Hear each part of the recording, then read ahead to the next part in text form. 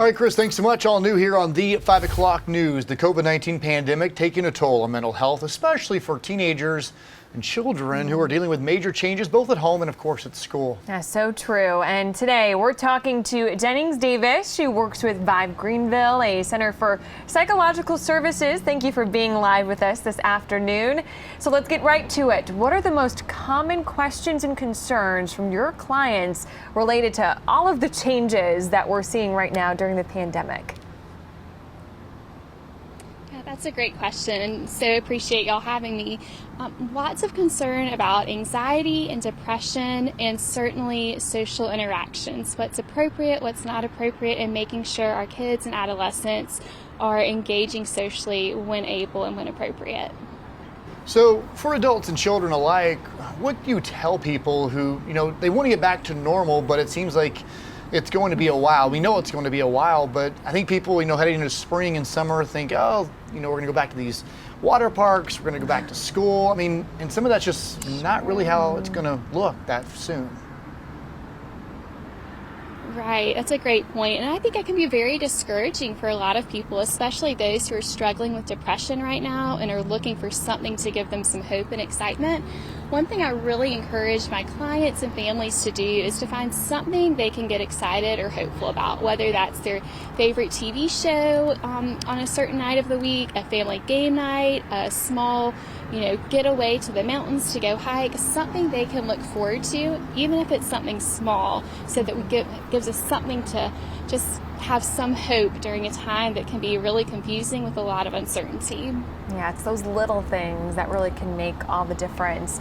And right now, we've been talking a lot about this. Parents being asked to decide about virtual versus in-person learning for next school year already.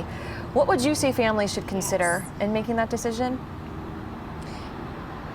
Well, I think I first just want to normalize that's such a tough decision, especially at this point in the school year. But families definitely need to think about how their children have functioned, whether it was last spring when everyone had to be virtual, whether they've continued to be virtual this year, or they have gone back to school in person, talking about the pros and cons with your kids, and also just recognizing that it's going to be hard to make the perfect decision right now. And that's okay, because there's so much that we don't know.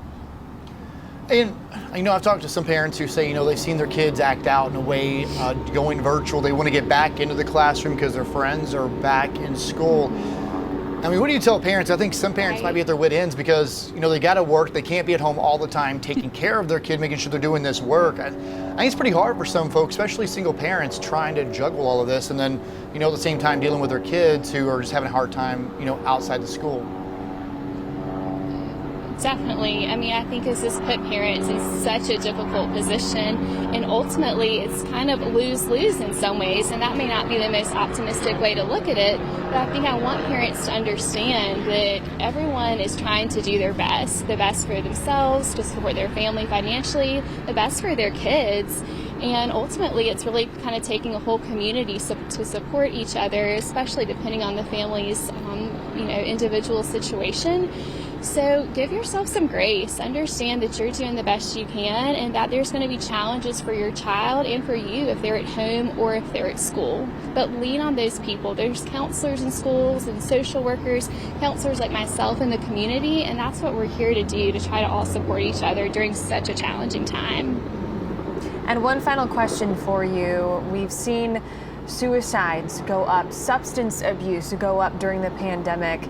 What resources are available to people who are struggling? Sometimes it's difficult for them to actually come forward. So what can they do if they're having a hard time right now? Absolutely. There are lots of counselors and psychologists in the community. I would encourage families and clients to talk to their doctors, their primary care doctors or pediatricians, to close family or friends, a pastor at church, a teacher at school, anyone that you know that cares about your child, cares about you, and is connected to other resources in the community. We're always, reminding clients of the suicide prevention hotline that you can Google and get that number. Favor is a wonderful resource in our community for substance abuse, but don't be quiet. If you're concerned about a loved one, reach out, ask those hard questions to make sure everyone's okay and staying safe. All right. Well, thanks so much for joining us this afternoon, and hopefully we'll see you back here soon to talk more about this, because I don't think it's going away anytime soon. It's important. Thank you.